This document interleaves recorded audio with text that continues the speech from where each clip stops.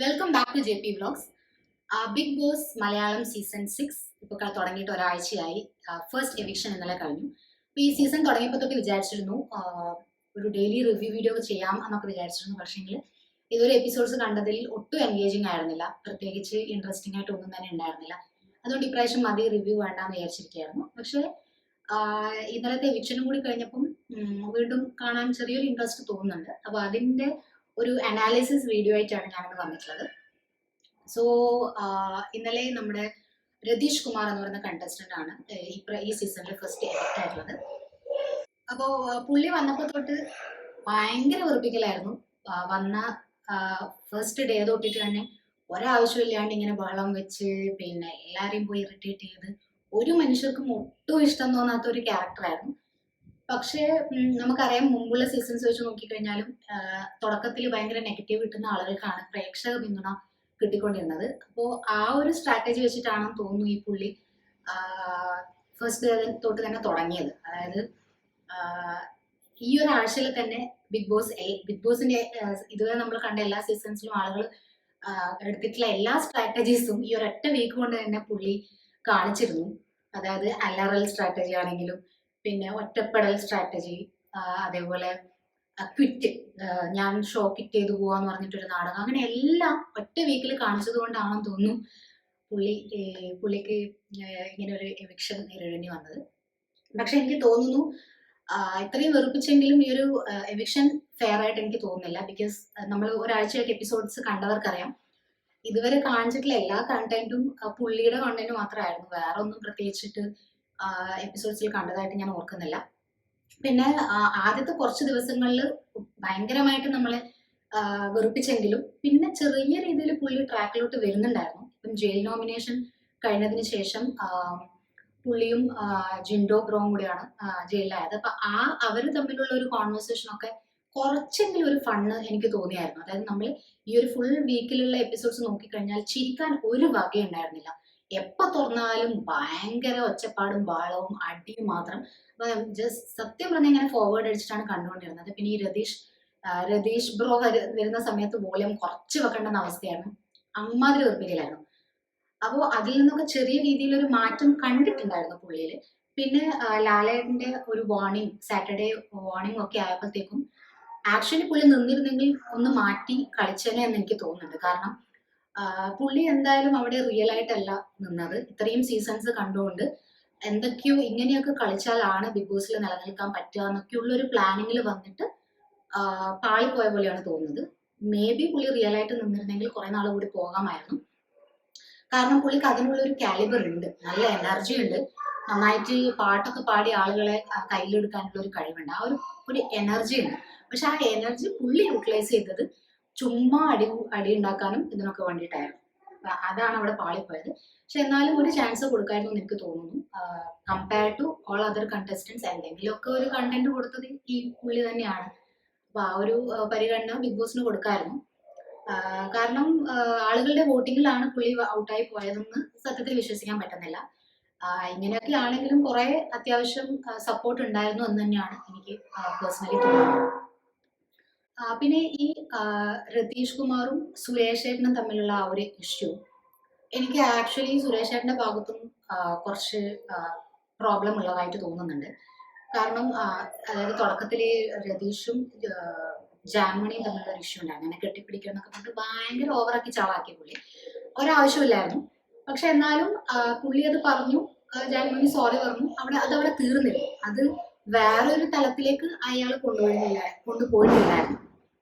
അത്ര തന്നെ പറഞ്ഞത് ആക്ച്വലി അയാളുടെ ഒരു എന്താ പറയാ നിലവാരമില്ലായ്മയാണ് കാണിക്കുന്നത്. എന്നാൽ പോലും അതവിടെ തീർന്നിരുന്നു. പക്ഷെ സുരേഷേട്ടൻ ചെയ്തത് പിന്നെ ഇങ്ങനെ ആദ്യം പോയി പറഞ്ഞു, എനിക്ക് ഇങ്ങനെ കെട്ടിപ്പിടിക്കുന്നത് അത്ര കംഫർട്ടബിൾ അല്ല എന്ന് പറഞ്ഞു. അത് അവിടെ നിന്നിരുന്നെങ്കിൽ സുരേഷേട്ടന്റെ സ്റ്റാൻഡേർഡ് കുറച്ച് കൂടിയാണ്. പക്ഷെ അത് കഴിഞ്ഞിട്ട് ഒരു ഡിസ്കഷന്റെ ടൈമിൽ പുള്ളി പറഞ്ഞു പിന്നെ എന്താ സെക്ഷൽ ഹരാസ്മെന്റ്, ഫിസിക്കൽ അസോൾട്ട് എന്നൊക്കെയുള്ള ടേംസ് ഉപയോഗിച്ചത് വളരെ മോശമായി പോയി എന്നാണ് എനിക്ക് തോന്നുന്നത്. കാരണം ആ ഒരു രീതിക്കാണ് ഈ രതീഷ് കുമാർ ചെയ്തതെന്ന് എനിക്ക് എന്തായാലും തോന്നുന്നില്ല. ഇത്രയും ക്യാമറയും പിന്നെ ഇത്രയും വലിയൊരു ഷോയിലൊക്കെ വന്നിട്ട് അങ്ങനെ ആ ഒരു ഇന്റൻഷനോടെ ഒരാൾ ചെയ്യുമെന്ന് എനിക്ക് എന്തായാലും വിശ്വസിക്കാൻ പ്രയാസമുണ്ട്. അപ്പൊ അത് ഈ സുരേഷ് ചേട്ടന്റെ ഭാഗത്തു നിന്നുള്ള ഒരു മോശം ഗെയിമായിട്ട് തന്നെയാണ് എനിക്ക് തോന്നിയത്. അപ്പോൾ അത് പിന്നെ രതീഷ് കുമാറിനെ ആർക്കും ഇഷ്ടമല്ലാത്തത് കൊണ്ട് എല്ലാവരും ആ ഒരു കാര്യത്തിൽ സുരേഷ് ഏട്ടനെ മാത്രം സപ്പോർട്ട് ചെയ്തു എന്നുള്ളതാണ്. പക്ഷെ ആ ഒരു കാര്യത്തിൽ ഈ ഈ കുറച്ച് രതീഷിന്റെ ഭാഗത്തും ന്യായം ഉണ്ടായിരുന്നു. അതായത് പുള്ളി ട്രിഗർ ആയത് ഈ സുരേഷ് ഏട്ടൻ വീണ്ടും ഡിസ്കഷനിൽ ഈ ഒരു കാര്യം എടുത്തിട്ട് ഇതുപോലത്തെ ടേംസ് ഒക്കെ യൂസ് ചെയ്തിട്ട് അതിനെ മറ്റൊരു രീതിയിലോട്ടേക്ക് കൊണ്ടുപോയപ്പോഴാണ് ആക്ച്വലി അവിടെ പുള്ളി ട്രിഗർ ആയത്, രതീഷ് കുമാർ ട്രിഗർ ആയത്. പക്ഷെ ആ ട്രിഗർ ആയതിനു ശേഷം വീണ്ടും പുള്ളി എന്തൊക്കെയോ വിളിച്ചു പറഞ്ഞു, ഈ സുരേഷ് ആണ് അത് അതൊക്കെ വീണ്ടും അയാളുടെ ഒരു നിലവാര തകർച്ച തന്നെ ആയിപ്പോയി. അങ്ങനെയാണ് വീണ്ടും ആ കാര്യം വളരെ വഷളായത്. അപ്പൊ ഇവിടെ എനിക്ക് തോന്നുന്നു സുരേഷ് ഏട്ടനും അതേ ആ ഒരു സുരേഷ് ഏട്ടന്റെ ഭാഗത്തും തെറ്റുണ്ട് എന്ന് തന്നെയാണ് എനിക്ക് പേഴ്സണലി തോന്നിയത്. പിന്നെ എനിക്ക് ഇതുവരെ കണ്ടതിൽ വെച്ച് ഒരു ഇഷ്ടം തോന്നിയിട്ടുള്ള ഒരു കണ്ടസ്റ്റന്റ് എന്ന് പറയുന്നത് അപ്സരയാണ്. അതായത് അപ്സരയ്ക്ക് അത്യാവശ്യം നല്ല രീതിയിൽ സംസാരിക്കാൻ അറിയാം, വ്യക്തമായി കൃത്യതയോടുകൂടി ആവശ്യമുള്ള അവസരത്തിൽ സംസാരിക്കാൻ അറിയാം. എങ്ങനെ അനാവശ്യമായി കയറി ഉണ്ടാക്കുന്നതായിട്ട് ഞാൻ കണ്ടിട്ടില്ല. പക്ഷെ പറയേണ്ട കാര്യങ്ങൾ കൃത്യമായിട്ട് പറയുന്നുണ്ട്. ഇന്നലത്തെ ക്യാപ്റ്റൻസി ടാസ്ക് കഴിഞ്ഞതിന് ശേഷം ലാലേട്ടന്റെ മുന്നിൽ നിന്ന് അപ്സരയുടെ ഒരു സ്പീച്ച് ഉണ്ടായിരുന്നു. അതെനിക്ക് ഭയങ്കര അടിപൊളിയായിട്ട് തോന്നി. ഒരു മാസ് BGM ഒക്കെ കൊടുത്തിറക്കാൻ പറ്റിയൊരു സാധനമായിട്ട് തോന്നി. അതായത് ഇതുവരെയുള്ള സീസൺസിൽ ഒരു ഫീമെയിൽ കണ്ടസ്റ്റന്റ് ഇതുപോലെ ഒരു മാസായിട്ട് ഡയലോഗ് പറയുന്നത് ഞാൻ ഇതുവരെ കണ്ടിട്ടില്ല. കൂടുതലും ഒരു ക്യൂട്ട്നെസ് ഒക്കെ ആയിരിക്കും അവരുടെ ഹൈലൈറ്റ് ആയിട്ട് കാണിക്കപ്പെടുന്നത്. ബോൾഡ് ആയിട്ടുള്ള കണ്ടസ്റ്റൻസ് ഉണ്ടായിരുന്നു, ഇല്ല എന്നല്ല ഞാൻ പറയുന്നത്. പക്ഷെ ഒരു മാസ് ആയിട്ട് ഡയലോഗ് പറഞ്ഞിട്ട് ആളുകളെ കയ്യിലെടുത്തിട്ടുള്ള ഒരു ഫസ്റ്റ് കണ്ടസ്റ്റന്റ് ആയിട്ട് എനിക്ക് അപ്സരനെ തോന്നുന്നുണ്ട്. സോ അപ്സര കുറച്ച് നമുക്കൊരു പ്രതീക്ഷ തരുന്നുണ്ട്. വീണ്ടും ഈ ഒരു സീസൺ കാണാൻ വേണ്ടിയിട്ടുള്ള ഒരു താല്പര്യം ഇന്നലത്തെ എപ്പിസോഡിൽ അപ്സര തന്നിട്ടുണ്ട്. അതുകൊണ്ട് എനിക്ക് ഇതുവരേക്കും കുറച്ചെങ്കിലും ഇതുവരെ എനിക്കൊരു ഫേവറേറ്റ് കണ്ടസ്റ്റന്റ് ഒന്നും ഇത് ആയിട്ടില്ല. പക്ഷെ അപ്സരനോട് കുറച്ച് ഒരു നല്ല കൊള്ളാവുന്നൊരു കണ്ടസ്റ്റന്റ് ആണ് എന്നുള്ള ഒരു തോന്നൽ ഉണ്ടാവുന്നുണ്ട്. സോ പുള്ളിക്കാരത്തിന് കുറച്ചും കൂടി അങ്ങോട്ട് പോകാനുള്ളൊരു പൊട്ടൻഷ്യൽ എന്തായാലും ഉണ്ട്. പിന്നെ എനിക്ക് തുടക്കത്തിൽ ജാസ്മിനെ തോന്നിയിട്ടുണ്ടായിരുന്നു. കാരണം പുള്ളിക്കാരത്തേക്ക് ഇതേപോലെ തന്നെ ആളുകളോട് പറയാനുള്ളൊരു കഴിവുണ്ട്, സംസാരിക്കാനുള്ളൊരു കഴിവുണ്ട്, പിന്നെ എനർജി ഇതൊക്കെ ഉണ്ട്. പക്ഷെ പുള്ളിക്കാരത്തിയുടെ ഒരു നെഗറ്റീവ് എന്താണെന്ന് വെച്ച് കഴിഞ്ഞാൽ ആ ഒരു സംസാരിക്കുന്ന ഒരു സ്റ്റൈൽ, അതായത് ഇത്തിരി ഒരു സ്റ്റാൻഡേർഡ് കുറഞ്ഞ പോലത്തെ ഒരു ആറ്റിറ്റ്യൂഡും ഒരു ബോഡി ലാംഗ്വേജ് ഒക്കെയാണ് ഞാൻ ജാസ്മിനിൽ കാണുന്ന ഒരു നെഗറ്റീവ്. അത് മാറ്റിക്കഴിഞ്ഞാൽ ജാസ്മിനും അത്യാവശ്യം പൊട്ടൻഷ്യൽ ഉള്ള ഒരു കണ്ടസ്റ്റന്റ് ആയിട്ട് എനിക്ക് തോന്നുന്നുണ്ട് കുറേ കൂടെ മുന്നോട്ട് പോകാൻ വേണ്ടിയിട്ട്. അതായത് ജാസ്മിന്റെ എപ്പോഴും ഉള്ളൊരു ബോഡി ലാംഗ്വേജ് എന്താണെന്ന് പറഞ്ഞാല് ഞാൻ എന്താടാ ഓടാ എന്നൊക്കെ പറഞ്ഞിട്ടുള്ള ഒരു സംസാര രീതി ഭയങ്കര ഇറിറ്റേറ്റിംഗ് ആണ്. അതൊന്ന് കുറച്ച് ബാക്കി സംസാരിക്കേണ്ടടുത്ത് സംസാരിക്കണം. പക്ഷെ ഈ ഒരു ശൈലി ഒന്ന് മാറ്റി പിടിച്ചാൽ പുള്ളിക്കാരത്തേക്കും നല്ല പൊട്ടൻഷ്യൽ ഉണ്ട് കമ്പയർ ടു അതർ കണ്ടസ്റ്റൻസ്. അപ്പം അതൊന്ന് ജാസ്മിൻ ശ്രദ്ധിച്ചു കഴിഞ്ഞാൽ കുറെ കൂടെ മുന്നോട്ട് പോകാൻ പറ്റുന്ന ഒരു കണ്ടസ്റ്റന്റ് തന്നെയാണ് ജാസ്മിൻ. പിന്നെ എനിക്ക് പറയാനുള്ള മറ്റൊരു കണ്ടസ്റ്റന്റ് റോക്കി ഒത്തിരി നെഗറ്റീവ് എന്താ പറയാ, ഒരു സ്ത്രീ വിരുദ്ധമായിട്ടുള്ള കുറെ വാക്കുകൾ ഉപയോഗിച്ചിട്ടുണ്ട് ഇതുവരെ ഈ സീസണത്ത് നോക്കുമ്പോൾ. അതായത് ജാസ്മിനെതിരെയുള്ള ഒരു ചില കോൺവെർസേഷനൊക്കെ എടുത്തു കഴിഞ്ഞാൽ വളരെ മോശമായിട്ടുള്ള വാക്കുകൾ ഉപയോഗിച്ചിട്ടുണ്ടായിരുന്നു. അപ്പൊ അത് വളരെ ഒരു മോശം കാര്യമാണ്. റോക്കിനെ എടുത്തു കഴിഞ്ഞാൽ അത് വളരെ മോശമായിട്ടുള്ള ഒരു കാര്യമാണ്. പക്ഷെ അറ്റ് ദ സെയിം ടൈം റോക്കിയിൽ കുറച്ചൊരു ഫൺ എലമെന്റും കൂടി ഉണ്ട്. അതുകൊണ്ട് തന്നെ റോക്കിക്ക് കുറച്ചൊരു പ്രേക്ഷക പിന്തുണ ഉണ്ടാവും എന്നാണ് എനിക്ക് തോന്നുന്നത്. അതായത് ഇത്രയും ഒരു ടോക്സിക് സാധനങ്ങൾ ഉണ്ടെങ്കിൽ പോലും അറ്റ് ദ സെയിം ടൈം പിന്നെ എന്താ പറയാ, ചിലപ്പോഴൊക്കെ കുറച്ചൊരു ഫണ്ണി ആയിട്ടൊക്കെ കാര്യങ്ങളെ കാണാനും പിന്നെ കൗണ്ടർ അടിക്കാനൊക്കെ ഉള്ള ഒരു കഴിവ് റോക്കിയിലുണ്ട്. ആ സീസണിൽ അഖിൽ മാരാറിനെയൊക്കെ കണ്ടിട്ടുണ്ടായിരുന്നു. പുള്ളിയൊക്കെ ഭയങ്കര ഒരു എന്റർടൈനിങ് ആയിരുന്നു. അത്യാവശ്യം നല്ല രീതിയിൽ സംസാരിക്കാൻ അറിയാം, കുറച്ച് നല്ല കഴിവും ഒക്കെയുള്ള മനുഷ്യനാണ്. പക്ഷേ സ്ത്രീകളോടുള്ള പെരുമാറ്റം, അദ്ദേഹത്തിന്റെ ചില വാക്കുകളൊക്കെ വളരെ മോശമായിരുന്നു. എന്നിട്ട് പോലും പുള്ളിക്ക് കിട്ടിയിട്ടുള്ള ജനപിന്തുണ നമ്മൾ കണ്ടതാണ്. അപ്പോൾ അതാണ് റോക്കിനെ കുറിച്ച് പറയാനുള്ളത്. റോക്കിനെ കുറിച്ച് പറയുമ്പോൾ മറ്റൊരു സെഗ്മെന്റ് എനിക്ക് ഓർമ്മ വരുന്നുണ്ട്. ഇത്രയും എപ്പിസോഡ്സ് കണ്ടതിൽ ഒട്ടും ഫണ്ണി ആയിട്ട് എനിക്ക് ഇപ്രാവശ്യത്തെ സീസൺ തോന്നിയിട്ടുണ്ടായിരുന്നില്ല. ആകെ കൂടെ ഞാൻ ചിരിച്ചൊരു സെഗ്മെന്റ് ഏതാണെന്ന് വെച്ച് കഴിഞ്ഞാൽ ഈ കണ്ടസ്റ്റൻസിനെ ഇന്റർവ്യൂ ചെയ്യുന്ന ഒരു സെഗ്മെന്റ് ഉണ്ടായിരുന്നു. അതിൽ ഇവിടെ രതീഷ് കുമാർ പുള്ളിയുടെ ഒരു ലൈഫ് സ്റ്റോറി പറയുന്നത് കേട്ടപ്പോൾ സത്യം പറഞ്ഞാൽ ചിരി വന്നു കേട്ടോ. അതായത് ഭയങ്കര ഇമോഷണൽ ആയിട്ടാണ് പുള്ളി പറയുന്നത്. ഞാനൊരു നല്ല മകനല്ല എന്നൊക്കെ പറയുന്നത്, പിന്നെ കരഞ്ഞോടൊക്കെ പറയുന്നത് കേട്ടപ്പോൾ സത്യം പറഞ്ഞാൽ ചിരിയാ വന്നത്. കാരണം ഒട്ടും ഇമോഷണലി കണക്ട് ആവുന്നുണ്ടായിരുന്നില്ല. പുള്ളി പറയുന്നത് ചിലപ്പോൾ സത്യമായിരിക്കും കേട്ടോ, ജെന്യൂൻ ആയിട്ടുള്ള കാര്യങ്ങളായിരിക്കും. പക്ഷെ നമ്മൾ പറയില്ലേ, അസ്ഥാനത്ത് തമാശ അല്ലെങ്കിൽ അസ്ഥാനത്ത് ഇങ്ങനെ ഇമോഷണൽ ആയിട്ടുള്ള കാര്യങ്ങൾ പറഞ്ഞു കഴിഞ്ഞാൽ കേൾക്കുന്നവർക്ക് അത് കണക്ട് ആവണമെന്നില്ല.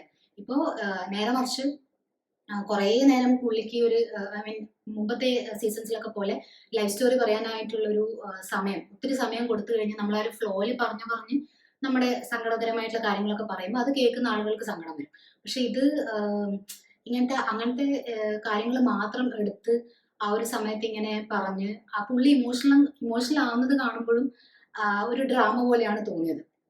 അതായത് നടന്ന കാര്യങ്ങളാണെങ്കിൽ പോലും നമ്മളത് പറയുമ്പം കേൾക്കുന്ന ആളുകൾക്ക് അത് ഇമോഷണലി കണക്ട് ആവണം. അല്ലാത്തിടത്തോളം നമുക്ക് ആക്ച്വലി ചിരിയാണ് വരിക. പുള്ളിയുടെ ഡയലോഗ് ഒക്കെ കേട്ടപ്പോഴത്തേക്കും സത്യം പറഞ്ഞാൽ എനിക്ക് ചിരിയാണ് വന്നത്. അതേസമയം റോക്കിയും അവിടെ ഇരുന്ന് ചിരിക്കുന്നുണ്ടായിരുന്നു. അപ്പോ അതിൻ്റെ ഒന്നും ആവശ്യമില്ലായിരുന്നു. ശരിക്കും പറഞ്ഞാൽ നമ്മളുടെ കഴിവുകളെയൊക്കെ ഹൈലൈറ്റ് ചെയ്യാനുള്ള ഒരു അവസരമായിരുന്നു അത്. അങ്ങനത്തെ കാര്യങ്ങൾ കുറച്ചും കൂടി ഫണ്ണി ആയിട്ട് പറഞ്ഞിട്ടുണ്ടെങ്കിൽ കുറച്ചും കൂടി ഒക്കെ എൻഗേജിങ് ആവുമായിരുന്നു. അപ്പോൾ അതാണ് ഇത്രയും നാളത്തെ എപ്പിസോഡ്സിൽ എനിക്ക് ആക്ച്വലി ചിരി വന്നിട്ടുള്ള ഒരൊറ്റ സെഗ്മെന്റ് അതായിരുന്നു.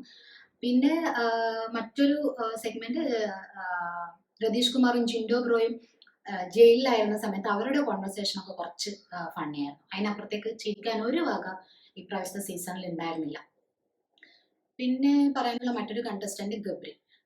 ഗബ്രിയും തുടക്കത്തിൽ അത്യാവശ്യം നല്ല രീതിക്ക് സംസാരിക്കാനൊക്കെ അറിയാമെന്ന് വിചാരിച്ചിരുന്നു. ഇപ്പൊ അവർ ടീമിലൊക്കെ കയറിയിട്ട് മറ്റുള്ളവരോടൊക്കെ സംസാരിക്കുന്ന രീതിയും ഇതൊക്കെ പുള്ളിക്കും അത്യാവശ്യം നല്ല രീതിയിൽ സംസാരിക്കാൻ അറിയാം, ക്ലാരിറ്റിയോടുകൂടി സംസാരിക്കാൻ അറിയാം. പക്ഷേ എല്ലാം നശിപ്പിച്ചെന്ന് പറയാം. അതായത് ഈ ഒരു പവർ എങ്ങനെയാണ് ഉപയോഗിക്കേണ്ടതെന്ന് അറിയില്ല. വെറുതെ ഇങ്ങനെ ഒരു ഗ്ലാസ് വെള്ളം എടുത്തുകൊണ്ട് പോവാ, പിന്നെ ചോറില്ല, ഇങ്ങനത്തെയൊക്കെ വളരെ ബാലിശമായിട്ടുള്ള രീതിയിലായിപ്പോയി പുള്ളിയുടെ ഗെയിം. അതുകൊണ്ട് തന്നെ പുള്ളിയിലുള്ള പ്രതീക്ഷ പോയി. ഇതേ ഗെയിം കളിക്കുവാണെങ്കിൽ അധികം നാൾ അവിടെ നിൽക്കേണ്ടി വരില്ല. പിന്നെ ജാസ്മിനുമായിട്ടുള്ള കോംബോ കൂടി വന്നപ്പോഴത്തേക്കും ഭയങ്കര ബോറായി. ആ രണ്ടുപേരും ഒന്നിച്ച് വരുമ്പോൾ തന്നെ നമ്മൾ അങ്ങ് ഫോർവേഡ് അടിക്കലാണ്. കാരണം ഒട്ടും രസമില്ല അവരുടെ തമ്മിലുള്ള കോൺവെർസേഷൻ കേൾക്കാനാണെങ്കിലും ഒന്നിനും. രണ്ടുപേർക്കും ഇൻഡിവിജ്വൽ ആയിട്ട് കളിച്ചാൽ ഞാൻ നേരത്തെ പറഞ്ഞ ജാസ്മിന്റെ ആ ഒരു രീതിയൊക്കെ ഒന്ന് മാറ്റിക്കഴിഞ്ഞാൽ രണ്ടുപേർക്കും കുറെ നാൾ മുന്നോട്ട് പോകാൻ പൊട്ടൻഷ്യൽ ഉള്ള കണ്ടസ്റ്റൻസ് ആണ്. പക്ഷേങ്കിൽ അവരുടെ കഴിവിനനുസരിച്ചുള്ള ഗെയിം ഇതുവരെയും കളിച്ചിട്ട് ഗെയിം ഇതുവരെയും പുറത്തെടുത്തിനില്ല. പിന്നെ ഈ പവർ ടീം എന്ന് പറയുന്ന കോൺസെപ്റ്റ് തന്നെ അട്ടർ വേസ്റ്റ് ആയിട്ടാണ് തോന്നുന്നത്. ബിഗ് ബോസ് ഒന്ന് മാറി ഇപ്രാവശ്യം ഒന്ന് മാറ്റി പിടിക്കാന്നൊക്കെ പറഞ്ഞിട്ട് കൊണ്ടുവന്ന ഒരു പുതിയ കോൺസെപ്റ്റ് ആണ്. പക്ഷേങ്കിൽ മുമ്പാണെങ്കിൽ ക്യാപ്റ്റന് മാത്രമായിരുന്നു പവർ. ഇപ്പം ഇത് 4-5 പേർക്ക് പവർ ഉണ്ട്. പവർ ടീമിലാണെങ്കിൽ വലിയ ആക്റ്റീവ് ഒന്നും അല്ലാത്ത ആളുകളും വന്നു പെട്ടു. അവരെ നോമിനേഷനിലും ഇടാൻ പറ്റുന്നില്ല. അങ്ങനെ അങ്ങ് രക്ഷപ്പെട്ടു പോകുന്നു. അപ്പൊ ആക്ച്വലി കഴിഞ്ഞ ഫുൾ വീക്ക് എടുത്തു കഴിഞ്ഞാൽ കണ്ടന്റ് കൊടുത്തുകൊണ്ടിരുന്നത് രതീഷ് കുമാർ ആണ്. നെഗറ്റീവ് ആണെങ്കിലും പോസിറ്റീവ് ആണെങ്കിലും വാട്ടെവർ. പക്ഷേ പുള്ളി പുറത്തായി. നേരെ മറിച്ച് പവർ ടീമിൽ ഉണ്ടായിരുന്ന ചില ആളുകൾ ഒട്ടും ആക്റ്റീവ് ആയിരുന്നില്ല, എന്നാൽ പോലും അവരെ നോമിനേഷനിൽ പോലും വന്നില്ല. അതുപോലെ ഈ പവർ ടീമിന്റെ പവർ എങ്ങനെ യൂസ് ചെയ്യണമെന്ന് അറിയില്ല. സത്യം പറഞ്ഞാൽ ഈ ഒരു പവർ ഉപയോഗിച്ച് മറ്റുള്ള കണ്ടസ്റ്റൻസിനെ കൊണ്ട് എന്റർടൈൻമെന്റ് എന്തെങ്കിലുമൊക്കെ ഉണ്ടാക്കാമായിരുന്നു. എന്തെങ്കിലുമൊക്കെ ഫണ്ണായിട്ട് എന്തെങ്കിലുമൊക്കെ ചെയ്യിപ്പിക്കാമായിരുന്നു. പക്ഷേങ്കിൽ ഇവർ അതിനൊന്നും പിന്നെ തുടക്കത്തിൽ ജിൻഡോ ബ്രോനെ കൊണ്ട് എന്തോ ചായ ഉണ്ടാക്കിപ്പിച്ചു. അതൊരു ഫണ്ണായിട്ടൊക്കെ തുടങ്ങിയിരുന്നു. പക്ഷെ വലിയ ഫണ്ണൊന്നും ഇല്ലെങ്കിലും എന്തായാലും വലിയ മോശമായിരുന്നില്ല. അതുപോലെ കുറച്ച് ഫണ്ണി ആയിട്ട് എന്തെങ്കിലുമൊക്കെ ചെയ്യിപ്പിച്ച് ഷോ ഒന്ന് എന്റർടൈനിങ് ആക്കുമായിരുന്നു പവർ ടീം വേണ്ടിയിരുന്നത്. പക്ഷേങ്കിൽ അവർ എന്താ പറയാ, അൻസിബിയന്റെ അടുത്ത് വെള്ളം എടുത്തുകൊണ്ട് വരാൻ പറഞ്ഞ ആ ഒരു സീനിൽ റോക്കിയാണ് ചെറിയൊരു കോമഡിയോടെ കൊണ്ടുവന്നത്. അതായത് നീ വെള്ളമല്ലേ ചോദിച്ചുള്ളൂ, അല്ലാണ്ട് കുടിവെള്ളം എന്നൊന്നും പറഞ്ഞില്ലല്ലോ, ഇതെന്താ വെള്ളമല്ലേ എന്ന്. അത് നമ്മുടെ പ്രേക്ഷകരുടെ മനസ്സിലും കൂടി തോന്നിയിട്ടുള്ള ഒരു കാര്യമാണ്. ഇതിന് എന്തിനാണ് ഇത്രയും വലിയ ഇഷ്യൂ ഉണ്ടാക്കുന്നത്?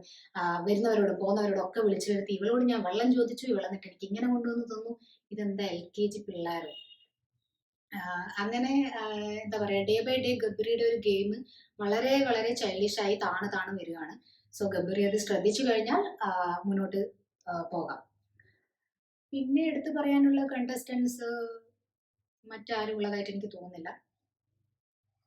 ക്യാപ്റ്റൻ അർജുൻ എടുത്തു കഴിഞ്ഞാലും ഈ ഒരു വീക്ക് പ്രത്യേകിച്ച് പുള്ളിയുടെ ഭാഗത്ത് വലിയ ഇൻവോൾവ്മെന്റ് ഒന്നും ഉണ്ടായിരുന്നില്ല. പക്ഷെ പുള്ളി കുറച്ചുകൂടെ ഒരു മെച്യൂർഡ് ആൻഡ് കാര്യങ്ങളെയൊക്കെ മനസ്സിലാക്കാനും കഴിവുള്ള ഒരാളായിട്ട് തോന്നുന്നുണ്ട്. പക്ഷെ ഈ പറഞ്ഞ പോലെ പവർ ടീം ഉള്ളത് കാരണം പുള്ളിയുടെ പവർ നമുക്ക് കാണാൻ പറ്റിയതേ ഇല്ല. എല്ലാം ഹാൻഡിൽ ചെയ്തുകൊണ്ടിരുന്നത് പവർ ടീമാണ്. പിന്നെ എന്തിനാണ് ഇങ്ങനെ ഒരു ക്യാപ്റ്റൻ എന്ന് തോന്നിപ്പോകും. പവർ ക്യാപ്റ്റന്റെ ഉത്തരവാദിത്വം ജസ്റ്റ് ഈ പവർ ടീമിനെ തെരഞ്ഞെടുക്കൽ മാത്രമായി പോയി കഴിഞ്ഞ വീക്കിൽ. ബിഗ് ബോസിന് ഈ ഒരു പവർ ടീം കോൺസെപ്റ്റ് പിൻവലിക്കുന്നതായിരിക്കും എന്തുകൊണ്ടും ഉചിതമെന്നാണ് എനിക്ക് തോന്നുന്നത്. അല്ലാത്ത പക്ഷം മറ്റേതെങ്കിലും ഒരു ടീം ഇതിലോട്ടേക്ക് വരണം. പക്ഷേ ഇപ്രാവശ്യം കഴിഞ്ഞ ആഴ്ചയിൽ ഉണ്ടായിരുന്ന ടീം തന്നെയാണ് പവർ ടീം എന്ന് പറയുന്ന ആ ഒരു സ്ഥാനം കണ്ടിന്യൂ ചെയ്യാൻ പോകുന്നത്. സോ എന്തായാലും നെക്സ്റ്റ് വീക്ക് എങ്ങനെയായിരിക്കും എന്നുള്ളത് നമുക്ക് കണ്ടു തന്നെ അറിയാം. പിന്നെ സിജു എന്ന് പറയുന്ന കണ്ടസ്റ്റന്റും അത്യാവശ്യം കൊള്ളാം. പുള്ളിക്കും നല്ല രീതിയിൽ സംസാരിക്കാൻ അറിയാം. ഈ ഒരു പവർ ടീമിന്റെ അടുത്ത പവർ ടീമിനെ തെരഞ്ഞെടുക്കാനുള്ള ആ ഒരു ഗെയിമിൽ ഏറ്റവും നല്ല രീതിയിൽ സംസാരിച്ചത് സിജു ആയിട്ടാണ് എനിക്ക് തോന്നുന്നത്. ആ ഒരു ഗെയിമിൽ എനിക്ക് ജാസ്മിനും നല്ല രീതിയിൽ സംസാരിച്ചതായിട്ട് തോന്നിയിരുന്നു. അതുവരെ ഞാൻ ജാസ്മിനെ കുറച്ച് സപ്പോർട്ട് ചെയ്തിരുന്നു. പിന്നെ അതിന് ശേഷമുള്ള പുള്ളിക്കാരത്തിയുടെ ഗെയിം എനിക്ക് ഒട്ടും ഇഷ്ടപ്പെട്ടില്ല. ആ ഒരു ഗബ്രി ആയിട്ടുള്ള കോംബോ വന്നതോടുകൂടി അതിനോടുള്ള ഇഷ്ടം പോയി. പിന്നെ ഞാൻ നേരത്തെ പറഞ്ഞ പോലെ ആ ഒരു സംസാര രീതി ഭയങ്കര ഒരു സ്റ്റാൻഡേർഡ് കുറഞ്ഞ പോലെ തോന്നി. വീണ്ടും സിജോയിൽ വന്നു കഴിഞ്ഞാൽ സിജോക്കും ഇന്നലെ ഒരു അവാർഡ് കിട്ടിയിരുന്നു, ഹീറോ എന്ന് പറഞ്ഞുള്ള അവാർഡ്. അപ്പൊ അത് ആക്ച്വലി നിലനിർത്താൻ കഴിവുള്ള ഒരാളാണ് സിജോ. കാരണം നല്ല രീതിയിൽ സംസാരിക്കാൻ അറിയാം. പക്ഷേ കുറച്ചും കൂടിയൊക്കെ ഒരു ഗെയിമിൽ ഇൻവോൾവ് ആവണമെന്ന് തോന്നുന്നു. സോ ഇത്രയുമാണ് എനിക്ക് ഈ ഒരു ഫുൾ വീക്ക് എപ്പിസോഡ്സ് കണ്ടതിൽ നിന്ന് തോന്നിയത്. അപ്പൊ ഞാൻ എടുത്തു പറയുന്ന കണ്ടസ്റ്റൻസ്, ഇപ്പം നിലവിലുള്ള കണ്ടസ്റ്റൻസിൽ ഞാൻ ഫസ്റ്റ് പറയുന്നത് അപ്സരയാണ്. അപ്സര, പിന്നെ സിജോ, റോക്കി, ജിൻഡോ ബ്രോനെ കുറിച്ചൊന്നും പറഞ്ഞില്ല. ജിൻഡോ ബ്രോ ഭയങ്കര നിഷ്കുവാണ്. പിന്നെ പുള്ളിയുടെ ഭാഗത്തുനിന്നും കുറച്ച് സ്ത്രീവിരുദ്ധമായിട്ടുള്ള പരാമർശങ്ങളൊക്കെ ഉണ്ടായെങ്കിലും അത് പുള്ളിയുടെ അറിവില്ലായ്മ കൊണ്ട് വന്നതായിട്ടാണ് നമുക്ക് തോന്നുന്നത്. അല്ലാണ്ട് ഇന്റൻഷനലി പറഞ്ഞതുപോലെ തോന്നുന്നില്ല. പിന്നെ കുറച്ചൊക്കെ പുള്ളിയുടെ ഒരു ഭാഗത്തു നിന്നുള്ള ചില കാര്യങ്ങളൊക്കെ കാണുമ്പോൾ നമുക്ക് കുറച്ച് ചിരി വരുന്നുണ്ട്. ഇത്രയും ഞാൻ നേരത്തെ പറഞ്ഞ പോലെ ഒട്ടും ചിരിക്ക് വകയില്ലാത്ത ഒരു സീസണിൽ കുറച്ചെങ്കിലും നമ്മളെ ഒന്ന് ചിരിപ്പിക്കുന്നത് ജിൻഡോ ബ്രോ ആണ്. അതുകൊണ്ട് ജിൻഡോ ബ്രോ അവിടെ നിൽക്കണമെന്ന് ഞാൻ ആഗ്രഹിക്കുന്നുണ്ട്. പിന്നെ അർജുൻ നമുക്ക് അടുത്ത ആഴ്ച നോക്കാം. പുള്ളി ഈ ഒരാഴ്ച എല്ലാവരെയും ഒബ്സർവ് ചെയ്യാമെന്നൊക്കെയാണ് പറഞ്ഞത്. അപ്പൊ അടുത്ത ആഴ്ച നമുക്ക് കളി കണ്ടിട്ട് തീരുമാനിക്കാം അർജുൻ എങ്ങനെയുണ്ടെന്ന്. സോ ഇതുവരത്തെ ഗെയിമിൽ എനിക്ക് ഇത്രയും പേരെയാണ്. പിന്നെ അത് കഴിഞ്ഞിട്ട് ഞാൻ ജാസ്മിനും ഗബ്രിയും പറയുന്നുണ്ട്. നേരത്തെ പറഞ്ഞ ആ ഒരു നെഗറ്റീവ്സ് ഒക്കെ മാറ്റി അവർ കുറച്ചും കൂടി ആക്റ്റീവ് ആവുകയാണെങ്കിൽ വീണ്ടും മുന്നോട്ട് വരാനുള്ള കാലിബറുള്ള കണ്ടസ്റ്റൻസ് ആണ് ഇവർ രണ്ടുപേരും. പിന്നെ ശ്രീതു, ശരണ്യ ഒക്കെ കുറച്ചും കൂടി ഒക്കെ ഇൻവോൾവ് ആവാനുണ്ട്. ഒട്ടും അവര് സംസാരിക്കുന്നതായിട്ടേ കണ്ടിട്ടില്ല. പിന്നെ അതേപോലെ അൻസിബ ആണെങ്കിലും, പിന്നെ അമ്മന്റെ മറ്റേ രശ്മിക്കോ, എനിക്ക് കറക്റ്റ് പേര് ഓർമ്മയില്ല, ആ കുട്ടിയും അത്യാവശ്യം ആക്റ്റീവ് ആയിരുന്നു കേട്ടോ. മറ്റേ രതീഷ് കുമാറുമായിട്ടുള്ള ആ ഒരു ആർഗ്യുമെന്റ്സ് ഒക്കെ പുള്ളിക്കാരത്തി നല്ല രീതിയിൽ സംസാരിച്ചിട്ടുണ്ടായിരുന്നു. ആ രശ്മികനും എനിക്ക് അത്യാവശ്യം ആക്റ്റീവായിട്ട് തോന്നുന്നു. അപ്പോൾ നിങ്ങളുടെ ഫേവറേറ്റ് കണ്ടസ്റ്റൻസ് ആരാണെന്ന് കമന്റ് ചെയ്ത് നമുക്ക് അടുത്ത ആഴ്ചത്തെ എപ്പിസോഡ്സ് കാണാം. എൻഗേജിങ് ആൻഡ് എന്തെങ്കിലുമൊക്കെ സംസാരിക്കാനുള്ള എപ്പിസോഡ്സ് ആണെങ്കിൽ ഞാൻ റിവ്യൂ ആയിട്ട് വരാം. പിന്നെ എനിക്ക് പറയാനുള്ളത്, ഒരു കാര്യം പറയാൻ വിട്ടുപോയി.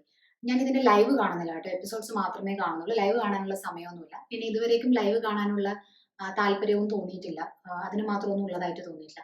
പിന്നെ ഇത് കാണുന്ന പ്രേക്ഷകരോട് എനിക്ക് പറയാനുള്ളത്, ഈ പഠിച്ചുകൊണ്ടിരിക്കുന്ന പിള്ളേര്, പിന്നെ ജോലിക്കൊക്കെ നോക്കിക്കൊണ്ടിരിക്കുന്ന ആളുകൾ, പിന്നെ ഈ ജോലി ഉണ്ടായിട്ടും കരിയർ മെച്ചപ്പെടുത്താൻ വേണ്ടിയിട്ട് ശ്രമിക്കേണ്ടുന്ന ആളുകൾ, ഇവരൊക്കെയും ഈ ലൈവ് ഒന്നും കുത്തിയിരുന്ന് കണ്ട് വെറുതെ നിങ്ങളുടെ വിലപ്പെട്ട സമയം കളയരുത്.